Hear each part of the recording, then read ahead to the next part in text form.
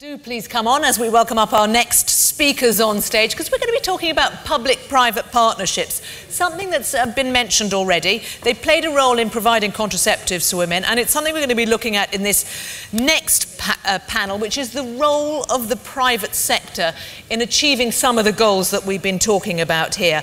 Let me introduce my speakers here this morning. First of all, from the female health company, OB Parrish, who is Chief Executive Officer. We're also joined here by Anthony Lowe. Anthony Lowe is Director of Business Development at Shanghai Dahua, and we should say he's very kindly stood in for a man who I suppose is his boss, who's also here, the General Manager, Guoquiang, Zhang, because it'll solve you having to put your headsets on, unless, of course, you can speak Chinese. And we're also joined here by Mr. Venkatesh, who's Director of Corporate Strategy at Famy at the end, and Enrico Liggeri, who's Country Director for Nigeria of Pfizer. And finally, Merck for Mothers, Dr. Naveen Rao. Welcome to you all, gentlemen.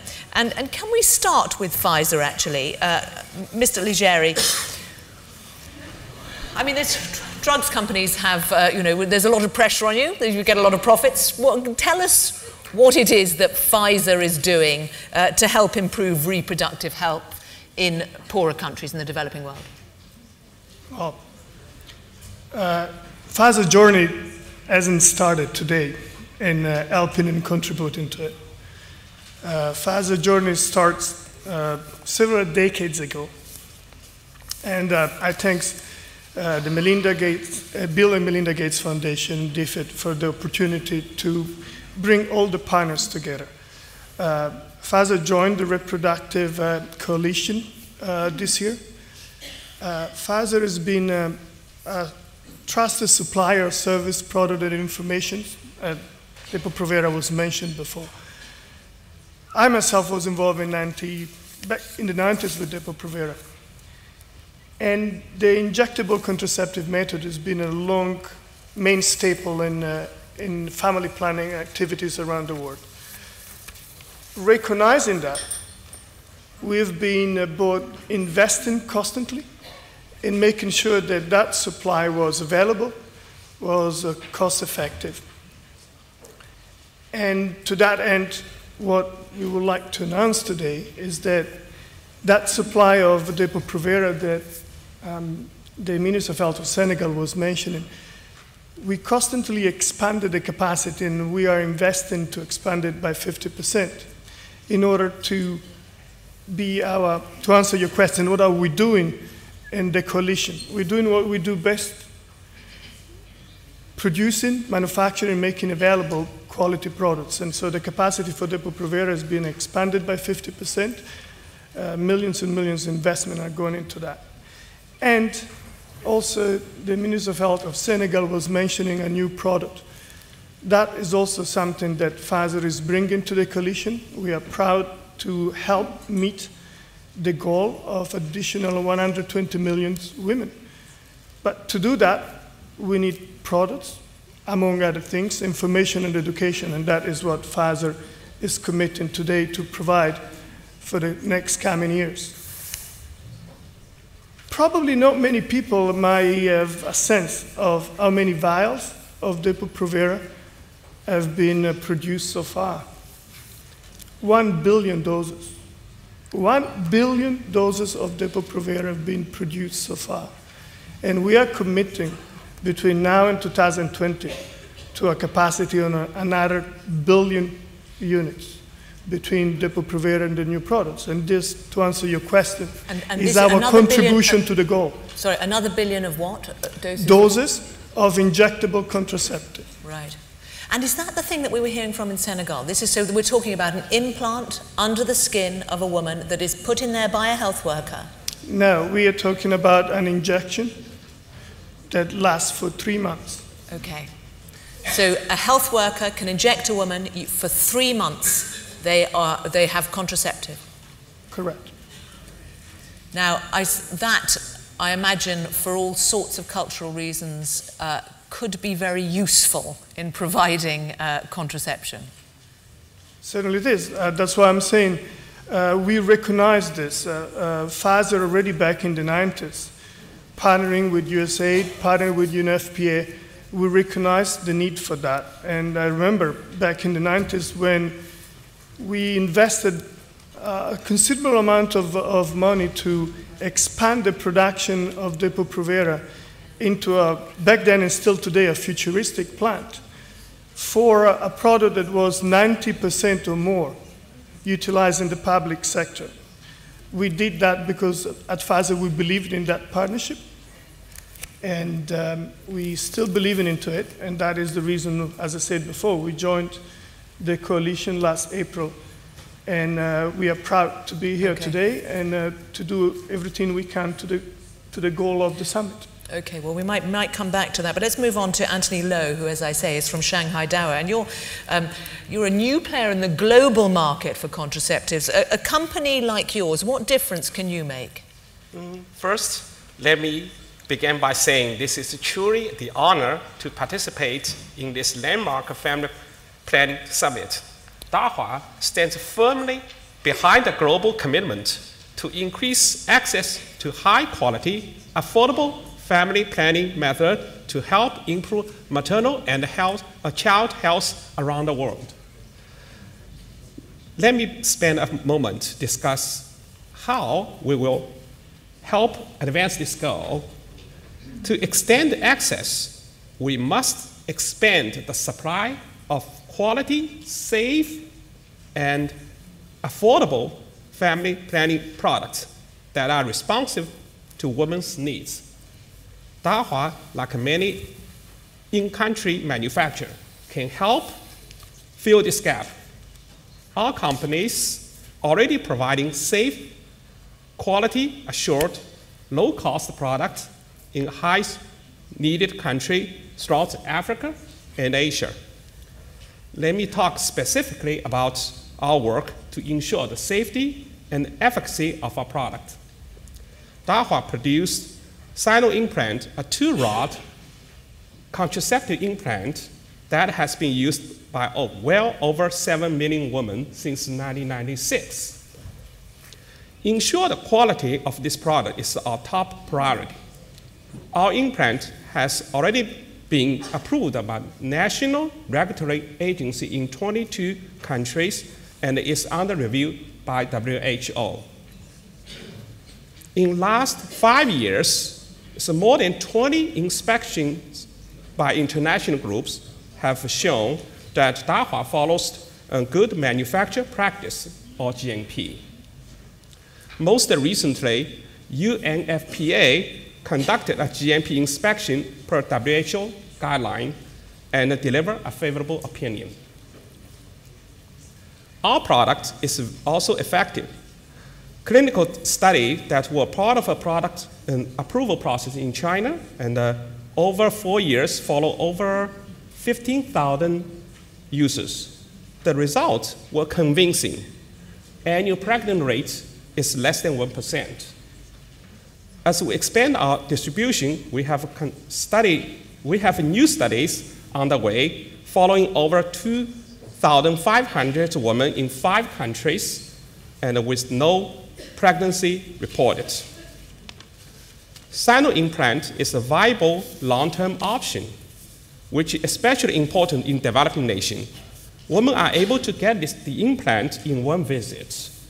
Given the discreet nature of the implant, we can help women avoid the stigma sometimes attached to family planning. While the product is effective and 4 years, fertility is restored once the device is removed. Finally, the product developed by southern and in-country manufacturers are making enormous impact on public health. And our implant is no exception. As a part of a multi-year initiative funded by Bill and Melinda Gates Foundation, Dahua has delivered more than 700,000 units to 18 countries at a significant low cost. According to independent calculation, this has produced about $8.4 million in saving. impact of this partnership is real and tangible. The effort has already helped prevent at least 660,000 unintended pregnancies, 126 abortions, and 2,600 maternal deaths. Okay. These are real savings and the real results for women who desperately need access to contraceptive. Dahua is proud to be part of this event. We are committed to quality, affordable access, accessibility, and taking all the steps necessary to having silo implant WHO pre-qualified. And as we work to expand our supply to high-needed countries, we can increase production and continue offering our products at a low cost. That's what we are striving for. Okay. Many thanks. Anthony Lowe, thank you very much. Venkatesh Iyer, Famy Care, you're, I guess, earlier in the process, you're committed to going through the WHO pre-qualification process for drugs. And this talk about safe, affordable drugs, what difference do you reckon you can make in the poorer countries? Thank you, Sarah. I would like to first thank the Gates Foundation, DFID, as well as UNFPA for giving us an opportunity and creating a forum to discuss this very critical and important MDG goal of reproductive health awareness. To answer your question, Sarah, Famy Care has been, for the last 12 years, in the international arena for contraceptives. We have been manufacturing and providing affordable, high-quality intrauterine devices, oral contraceptives, and recently the 3-monthly injectables, contraceptive injectables, to the poorer nations of the world. In the year 2009, we started our quest for the WHO pre-qualification, and in fact, we were the first generic manufacturer to enter into the pre-qualification program, and also the first non-developed country manufacturer to get a WHO pre-qualification for our combined oral contraceptive. It was an exhilarating experience. While we were always sure about our quality, and which was proven by many countries in Asia, Africa, and Latin America, more than 60 countries using our products even before the WHO pre-qualification program. Right. But we realized that this is a program which has a difference. This program, the WHO pre-qualification program, harmonizes the regulatory requirements of multiple countries and brings about a harmonized system of quality systems as well as quality of the product, which assures all the buyers that here's a product which has been approved by a body who knows exactly what's the requirement of all the countries, and which could provide an affordable alternative to multinational brands which the buyers have been used to for the last more than 25 years. Yeah, so we decided to go in for the WHO pre-qualification program more from a reinforcement to the buyer's point of view, and we find that other than the learnings which took place during this pre-qualification in terms of reinforcing our quality systems and the product, it also introduced an attitude for quality, which is very critical to ensure day in, day out, consistently providing quality contraceptives. I'm proud that we are now, besides our combined oral contraceptive pills, we are also offering our progestin-only pill, the emergency contraceptive pill, and the 3-monthly DMPA contraceptive injectable to the WHO soon. And hopefully we should be able to offer all these products to more than 70 countries across Asia, Africa, and Latin America. So you're expanding fast, and you're on the way to getting the WHO approval through this process. Absolutely. Mr. Iyer, thank you very much. Now to the female health company and OD Parrish. We haven't talked about female condoms here, and yet in many ways they are the answer to the HIV question we were talking about earlier, as well as the contraceptive question. Should private companies be doing more to promote them, do you think? Well, I think so. And first, I'd just like to note that we fully support the Summit on Family Planning, and we're happy to be a partner in it. I think one of the primary contributions of the private sector is to develop new and effective products that can provide additional options for and improve reproductive and sexual health of women. That's why we developed the female condom. It isn't always easy to do. In thinking about it, some of the challenges included proving that it's safe and effective, getting regulatory approvals, FDA approval, pre-qualification, and we received both of those in the female condom. Second is developing high volume manufacturing capacity so you can supply it worldwide with high quality product that meets international standards. And third is a particularly important aspect, and that's providing education and training regarding why and how a product should be used. Without this type of training, a product may be not used or misused.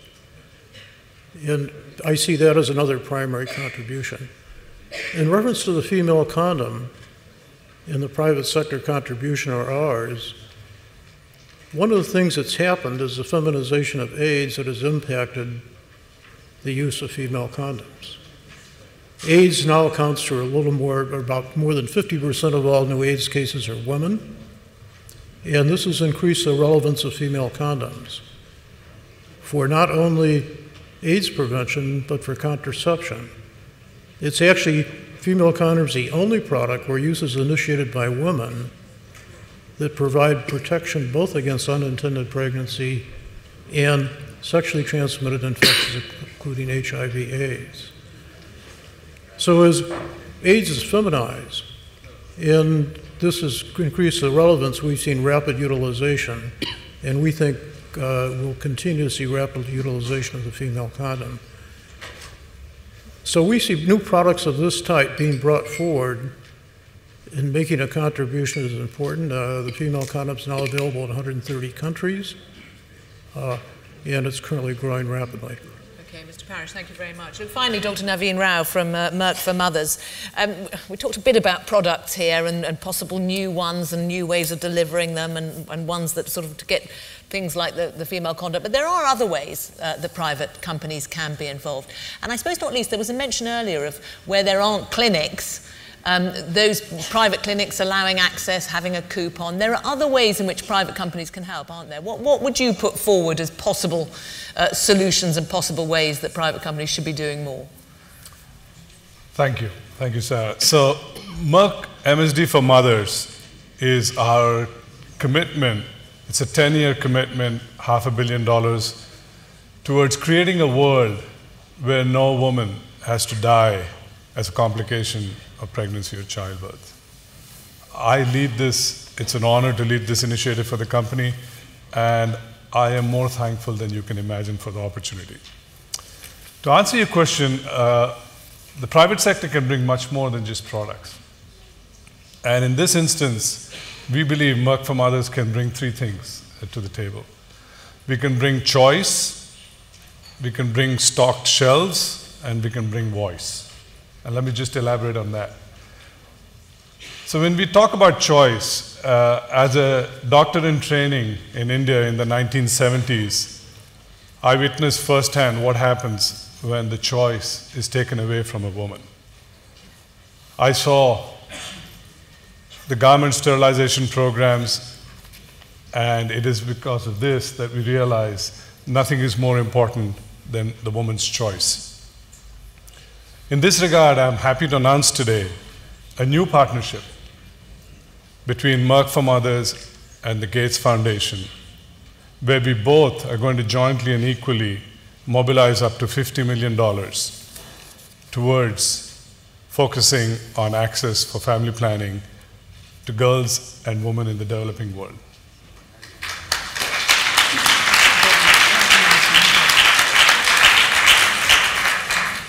Choice is going to be the central pillar of this partnership. We need to understand what women want.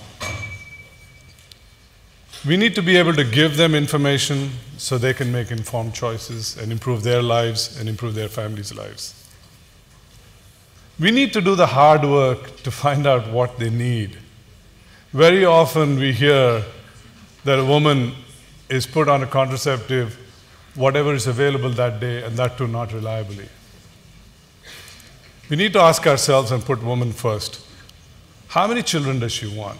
When does she want them? What methods does she want that are in line with her beliefs, her customs? So choice is the central pillar. The second we talked about is making sure the shelves are stocked. All our great products will be of no use if we cannot meet the unmet need, and if the woman cannot have access to them the day she needs it, where she needs it, when she needs it, at a price she can afford. Merck for Mothers, within this new partnership with Gates, and along with our existing partnership with Saving Mothers, Giving Life, and our work that we're doing in the United Nations Commodities Commission, where our CEO is a commissioner, we want to address these critical questions of making sure the shelves are stocked. So if it's choice, stock shelves, what is remaining is voice. I was in Kenya in March, and I went to visit a maternal facility that was understaffed, did not have the commodities, and in fact, the Minister of Health, the person from there who was from the Ministry of Health actually said to me, we should all be ashamed. We should all be ashamed that we have marginalized women's health, that family planning has been left behind. And I, for myself, say yes. And so I feel it is the responsibility of everyone in this room to join women all over the world. To join women all over the world, to advocate for them, to amplify their voices, and to give them choices. I've got to pick up on something there. We should all be ashamed. Are you saying that pharmaceutical companies should also be ashamed for the role? All of us individually, there's nobody excluded, should be ashamed that we're marginalized. One of the things that occurs to me as well, we're a little bit out of time, so we'll keep it short, that we have the five of you here, and in a sense competing in a market where a lot of people will want things for you as much as you can possibly give for free. And I imagine the more of you that there are offering things, there's a competitive element which can only be good news, would you say, Mr. Liggeri? Or at least good news for the people out here, rather than you necessarily. Well, taken from what you say, the more choices, both in terms of variety of products, the more choices in terms of manufacturers, the more choices. Choice is good. And I'm picking from what was said before, there is a social injustice not really to taking care of this. And that, on myself and on behalf of Pfizer, we're very proud about it. But there is also a component of keep looking into the future, keep investing into it. Pfizer, taking back on what you said about this new product, Pfizer, in a partnership with the Gates Foundation, actually the Gates Foundation has been very, very instrumental to come and agreeing a sort of advanced purchase type of agreement that is allowing Pfizer and the partnership itself to develop the new products that was mentioned before. So choice is important, but we need to keep investing also in the future. Because if all this is about control, surely the ideal control is not something where a woman is dependent on going to a health unit or dependent on a health worker, whether it's injecting something or giving out pills. It's something that she can use herself and choose when to use herself. That's the dream in terms of the technology and the innovative products. Well, mostly, my belief is part of education. It's not really about, it's a choice. If somebody has to take a pill, has to take a pill by itself. If it's got to take an injection, got to go where the injection is delivered. But there is a component of education that is paramount. Without it, nothing happens. Okay. Ladies and gentlemen, please thank our panelists. Thank you all very much.